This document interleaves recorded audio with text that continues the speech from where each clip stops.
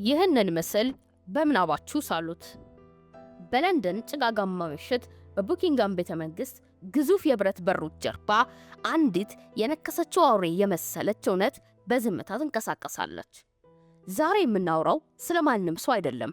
የምናወራው ስለ ንግስቲቱ ተወዳጅ ልጅ፣ በአንድ ወቅት ለዙፋኑ ሁለተኛ ተፎካካሪ ስለነበረው፣ አሁን ግን ወደ ወህኒ ቤት ለመሄድ የመጀመሪያ የቤተ መንግስቱ አባል ሊሆን የሚችልበት አስፈሪ አፋፍ ላይ ስላለው ስለ የቀድሞው ልዑል አንድሪው ነው።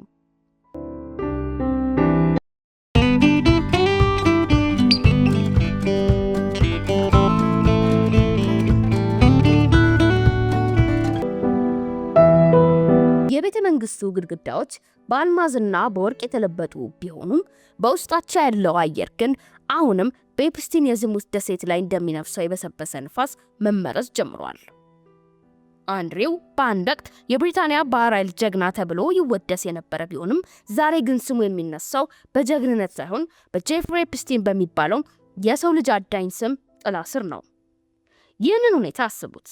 ቨርጂኒያ ጁፈሪ የተባለችው ወጣት ገና በ17 ዓመቷ በስልጣን በናወዙ ወንዶች መሃል እንደ ምርጥ ዕቃ ስትታይ፣ ልዑሉ በዚያ የዝሙት ድግስ ላይ መገኘቱ ብቻ ሳይሆን ሰለባዋን በንጉሳዊ እጆቹ ነክቷል የሚለው ክስ እንደ መብረቅ ቤተ መንግስቱን ያናውጠዋል። የቨርጂኒያ ድምፅ አሁን ከቤተ መንግስቱ የድንጋይ ግድግዳዎች ይልቅ እየተነከረ ነው። አንድሪው በቢቢሲ ቃለ መጠይቅ ላይ ቀርቦ ላብ ማላብ አልችልም እያለ ሲዋሽ ተመልከቱት። ያ የትዕቢት ፈገግታው አሁን ወደ ፍርሃት ላብ እየተቀየረ ነው። የመርማሪ አይኖችን ወደ አንድሪው የቅርብ ጓደኛ ወደ ግሌን ማክስዌል እስር ቤት አዞሩት። እሷ አሁን በብረት ዘንጎች ጀርባ ናት። አንድሪው ግን በቤተ መንግስቱ ምቾት ውስጥ ተቀምጦ ይንቀጠቀጣል። ቨርጂኒያ የሞተችው በአካል ሳይሆን ያ የልጅነት ንጽህናዋን በስልጣን ጥመኞች እጅ ሲረክስ ነፍሷ ቆስላለች። ዛሬ ግን እሷ የከፈተችው የፍትህ መስገብ የብሪታንያ ዘውድ ከመቼም ጊዜ በላይ አደጋ ላይ ጥሎታል። ያ በኩራት ይለብስ የነበረው ወታደራዊ የክብር ልብስ አሁን እንደ ተበከለ ጨርቅ ተቆጥሯል። የቤተ መንግስቱ ሹክሹክታ አሁን ወደ ጩኸት ተቀይሯል። ልዑሉ ሊታሰሩ ይችላሉ የሚለው ጥያቄ በለንደን ጎዳናዎች ላይ እንደ ሰደድ እሳት ይነዳል። የሁለተኛው የዙፋን ወራሽ ታሪክ አሁን ወደ መጀመሪያው የንጉሳዊ እስረኛ ታሪክ ሊቀየር ጥቂት እርምጃዎች ብቻ ቀርተውታል። ይህንን ምስል በአይምሯችሁ ሳሉት። በቡኪንጋም ፓላስ ውስጥ የክፍለ ዘመኑ ትልቁ የክህደት ድራማ እየተከናወነ ነው። በአንድ ወቅት ክቡር ልዑል ተብሎ የሚጠራው ሂዝ ሮያል ሃይነስ በአርጀንቲና የፎክላንድ ጦርነት ጀግና ተብሎ ሜዳ ላይ የታጠቀው አንድሪው አሁን በገዛ ወንድሙ ንጉሱ ፊት ቆሟል። ንጉሱ አሁን ወንድሙ አይደለም፣ የሺህ ዓመት ታሪክ ያለው የዘውድ ተከላካይ እንጂ። እነዚያ አንጸባራቂ ወታደራዊ ልብሶቹን አስቡት። እነዚያ በትከሻው ላይ ያረፉት የክብር ማዕረጎች፣ የባህር ኃይል አዛዥነቱና የክብር ዘብነቱ በአንድ ጀንበር እንደ ተበጣጠሰ ወረቀት ሲረግፉ ተመልከቱ። ቤተ መንግስቱ አንድሪው ልዑል ከሚለው ማዕረግ ጭምር ማንኛውም አይነት ንጉሳዊ ጥበቃና ክብር ገፎታል። ይህ ስትሪፒንግ ተራ እርምጃ አይደለም፣ በንጉሥ ታሪካዊ ውስጥ ሞት ማለት ነው። አንድሪው አሁን ከቤተ መንግስቱ እንኳን ሳይቀር ተባሯል። የዙፋኑ ሁለተኛ ወራሽ የነበረ ሰው በገዛ ወንድሙ እጅ የክብር ልብስ ሲገፈፍ የሚሰማው ውርደት ምን ያህል ጥልቅ ይሆን?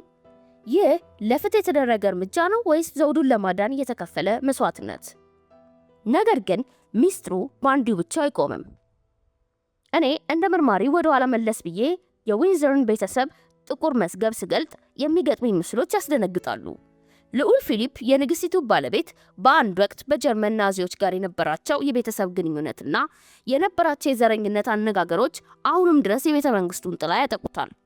ወደፊት ደግሞ ስንመጣ የወቅቱ ንጉስ ቻርልስ ሳይቀር በኤፕስታይን ጓደኛ በነበረው በጂሚ ሳቪል የህፃናት አዳኝ በነበረው ሰው ጋር የነበራቸው የቅርብ ወዳጅነትና ለዓመታት የሰጡት ጥበቃ ሌላኛው ትልቅ ቁስል ነው። ዛሬ ደግሞ ልዑል ሄሪና ሜጋን ማርክል የቤተ መንግስቱን የዘረኝነትና የጭካኔ ለዓለም ይፋ ሲያደርጉ ንጉሳዊ ቤተሰብ ግርማ ሞገስ በውስጡ ምን ያህል የበሰበሰ እንደሆነ ያሳያል። ንጉሳዊ ቤተሰብ ማለት ለህዝብ የሚታይ ውብ ስዕል ነው ወይስ በውስጡ የማይነገሩ ወንጀለኞችን የያዘ ታሪክ? አንድሪው ብቻውን ነው ወይስ እርሱ በግልጽ የተያዘ የቤተሰቡ ድክመት ማሳያ ብቻ? አሁን አንድሪው በሕግ ፊት ቆሟል። ቨርጂኒያ የሞተችው ነፍሷ ሲሰረቅ ቢሆንም ዛሬ ግን የእሷ ድፍረት ልዑሉን በቢሊዮን የሚቆጠር ዶላር ካሳ እንዲከፍልና ከዓለም ፊት እንዲንበረከክ አድርጎታል። ያለ ዙፋን ሁለተኛ የነበረው ሰው አሁን በለንደን ጎዳናዎች ላይ በህዝብ ውረድ እየተባለ የሚሳለቅበት ለፍርድ ቤት የሚፈለግና ምናልባትም የንጉሳዊ እስረኛ ለመሆን የመጀመሪያው ሰው ሊሆን የሚችልበት ሰዓት ላይ ደርሰናል። የቤተ መንግስቱ በሮች በዝግታ ይዘጋሉ። አንድሪው ግን ውጪ ነው። ነገር ግን ያለ ስም፣ ያለ ክብር፣ ያለ ኃይል፣ ያለ ልዕልና ነው። በካሪቢያን ባህር መሃል የምትገኝ አንዲት ደሴት ሊትል ሴንት ጄምስ በውጪ በኩል ገነት ትመስላለች፣ በውስጧ ግን ገሃነም ናት። እዚያ ጋር ልዑል አንድሪው የንጉሳዊ ግርማ ሞገሱን አውልቆ በጄፍሪ ኤፕስታይን የስጦታ ካታሎግ ውስጥ ካሉት ልጃገረዶች አንዷን ቨርጂኒያን ሲያድን ተመልከቱት። ቨርጂኒያ ገና የ17 ዓመት ልጅ ነበረች። በህግ ፊት ህፃን፣ በንጉሳውያን ፊት ግን አሻንጉሊት። እኔ እንደ መርማሪ የእሷን ምስክርነት ሳረብ የሚሰማኝ እንቅስቃሴ ከቤተ መንግስቱ ግድግዳዎች ይልቅ ይበረታል። እሷ ነፍሴን ሰረቁኝ ስትል አንድሪው ግን በለንደን በሚገኘው የፒዛ ኤክስፕረስ ምግብ ቤት ውስጥ ነበርኩ እያለ ይሳለቅባት ነበረ። ያ መከላከያው ግን እንደ ሰም ቀለጠ። የቨርጂኒያ ጠበቆች ጥያቄያቸው ሲሰነዝሩ ያ ላብ ማላብ የማይችለው ልዑል በጭንቀት ላብ ሲዘፍቅ አዩት። የዓለም ኃያላን ወንዶች፣ ፕሬዚዳንቶች፣ ልዑላን፣ ቢሊዮነሮች በአንድ የዝሙት መረብ ውስጥ ተሳስረው ሲገኙ ፍትህ የምትባለው ሴት ወዴት ትሸሻለች? ኤፕስታይን በከፍተኛ ጥበቃ ስር ባለ እስር ቤት ውስጥ ራሱን አጠፋ መባሉ የአንድሪውንና የሌሎችን ሚስጥር ለመቅበር የተደረገ የመጨረሻ ድራማ ይሆን? አሁን ደግሞ የንጉሳዊ ቤተሰብ ሌላኛው ወገን ተመልከቱት። የኤፕስታይን ጥቁር መዝገብ ሲገለጥ የአንድሪ ስም ብቻ አይደለም ጎልቶ የሚታየው። የዊንሶር ቤተሰብ ለዘመናት ታማኝነትና ቅድስና ሲሰብኩ ቢኖሩም በውስጣቸው ግን እንደ አንድሪው ያሉ ጥቁር በጎች መኖራቸው አዲስ አይደለም። ልዑል ፊሊፕ ከናዚዎች ጋር የነበራቸው ቁርኝት፣ ንጉስ ኤድዋርድ 8ኛ ለሂትለር በነበረው ፍቅር፣ ይህ ቤተሰብ ሁል ጊዜም ከጨለማው ወገን ጋር የመሻረክ ልምድ አለው። አሁን ግን የዲጂታል ዘመን ነው፣ ሚስጥር አይቀበርም። አንድሪው በቨርጂኒያ ላይ የፈጸመው ግፍ ለዘመናት የታፈነ የንጉሳውያን ያለመነካትነትን ስሜት ሰብሮታል። አንድሪው ለቨርጂኒያ በሚሊዮን የሚቆጠር ዶላር የከፈለው እውነት ለመግዛት ነው ወይንስ ዝምታን? ያ ገንዘብ ከየት መጣ? ከህዝብ ግብር ወይስ ከንግስቲቱ የግል ካዝና? አንድሪው አሁን በሮያል ሎጅ መኖሪያ ቤት ውስጥ ተገድሎ ይገኛል። ንጉስ ቻርልስ ወንድሙ ከቤቱ እንዲወጣ እያስገደደው ነው። የቤተሰቡ ጥላቻ ሳይሆን የህዝብ ቁጣ ዘውዱን እንዳያቃጥለው ያላቸው ፍርሃት ነው። ያለ ዙፋን ሁለተኛ የነበረው ሰው አሁን በገዛ ወንድሙና በገዛ ህዝቡ የተተፋ የብሪታንያ ንጉሳዊ ታሪክ ትልቁ ጠባሳ ሆኗል። የመርማሪ አይኖቼን አሁን ወደ ፊት ያሉ። አንድሪው የፍርድ ቤት መጠሪያ በደረሰ ቁጥር በቤተ መንግስት ውስጥ የሚሰማው የድንጋጤ ጩኸት አሁንም አላቆመም። ምክንያቱም እርሱ ከወደቀ የሚጎትታቸው ብዙ ትላልቅ ስሞች እንዳሉ ይታወቃልና። ይህንን ምስል በምናባችሁ ሳሉት። በለንደን ሰማይ ላይ የንጉሳዊ ሰንደቅ ዓላማ ዝቅ ብለው ለበለባል። አየሩ የሞት ጸጥታ ሰፍኖበታል። በቡኪንግሃም ቤተ መንግስት ውስጥ ያሉት መስታወቶች ሁሉ የውሸት ፈገግታን ማንጸባረቅ አቁመዋል። እኔ እንደ ናሬተርም በዚህ ሰዓት የማየው የተሰበረውን አንድሪው ብቻ አይደለም፣ ይልቁንም ያንን የማይነካ ተብሎ የሚታሰበውን ንጉሳዊ ግርማ መሬት ላይ ተጥሎ ነው። ንጉስ ቻርልስ በዙፋኑ ላይ ተቀምጧል። ነገር ግን በትከሻው ላይ ያለው ሸክም ከወርቁ ዘውድ ይልቅ ይከብዳል። በአንድ በኩል ወንድሙ አንድሪው የወሲብ አዳኝና የኤፕስታይን ወዳጅ ተብሎ ዓለም የተፋው ሰው፣ በሌላ በኩል ደግሞ ልጁ ሃሪ ከባህር ማዶ ሆኖ የቤተሰቡ ሚስጥር እንደ መርዝ የሚረጭባቸው የዊንሶር ቤተሰብ አሁን ቤት መሆኑ አብቅቶ የቃላትና የህግ ጦርነት ግንባር ሆኗል። አንድሪው አሁን መርገም ሆኗል። ንጉሱ ወንድሙን ከቤተ መንግስቱ እንዲወጣ የሙቀት መስጫውን እንኳን እንዲያጠፋ ሲያስተመልከቱት፣ ይህ ወንድማዊ ጥላቻ አይደለም፣ ይህ ሰርቫይቫል ነው። ዘውዱን ለማዳን ሲባል አንድሪው እንደ አሮጌ ጨርቅ ተጥሏል። ነገር ግን ጥያቄው አንድ አካል በመቁረጥ መላው ሰውነት ይድናልን? የቨርጂኒያ ለቅሶና የሌሎች ተጠቂዎች ድምፅ በቤተ መንግስት ግድግዳዎች ውስጥ ለዘላለም ተቀርጿል። ቨርጂኒያ ራሷን አጥፍታለች።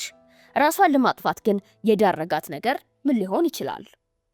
አንድሪው ወደ እስር ቤት ባይገባም በገዛ ቤተ መንግስት ውስጥ በቁም እስረኝነት መኖሩ የፍትህ ውጤት ነው ወይስ አሜሪካና ብሪታንያ ኃያላን ሚስጥራቸውን ለመቅበር የፈጠሩት ምቹ ስምምነት? አሁን ወደ ኋላና ወደፊት ተመልከቱ። ከልዑል ፊሊፕ የናዚ ግንኙነት እስከ ቻርልስና የሳቪል ወዳጅነት፣ አሁን ደግሞ እስካንድሪው አሰቃቂ ቅሌት። ይህ ቤተሰብ ለዘመናት የሕዝብ ተምሳሌት ነኝ ሲል ቢኖርም እውነቱ ግን በስልጣን የታወሩ ወንዶች መደበቂያ መሆኑ ነው። ቨርጂኒያ ዛሬ ነፃ ናት፣ ግን በሕይወት የለችም። የእሷ ድፍረት የንጉሣውያንን ያለመነካት ድግም ሰብሮታል። ያለ ዙፋን ሁለተኛ የነበረው ልዑል ዛሬ በታሪክ መዝገብ ላይ የመጀመሪያ ወንጀለኛ ልዑል ተብሎ ተጽፏል። በለንደን ጎዳናዎች ላይ የሚሰማው ጩኸት አሁን ጋድ ሴቭ ዘ ኪንግ የሚል ሳይሆን ለንጉሣውያን የምንከፍለው ግብር ይቁም የሚል ሆኗል። የአንድሬው ስህተት የዘውዱን መቃብር እየቆፈረ ነው። የሰው ልጅ በ21ኛው ክፍለ ዘመን አሁን ልዑልና ንጉሥ የሚሉ ተረቶችን ይፈልጋል ወይስ የአንድሬው ታሪክ ለዓለም የተነገረው ትልቅ እውነት ማንም ከሕግ በላይ አይደለም የሚለውን ነው?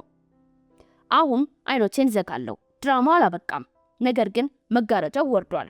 አንድሬው በጨለማ ክፍል ውስጥ ብቻውን ቀርቷል። ቤተ መንግስቱ ግን አሁንም ይንቀጠቀጣል። ምክንያቱም እውነት አንዴ ከወጣች በወርቅና በአልማዝ ልትሸፈን አትችልምና።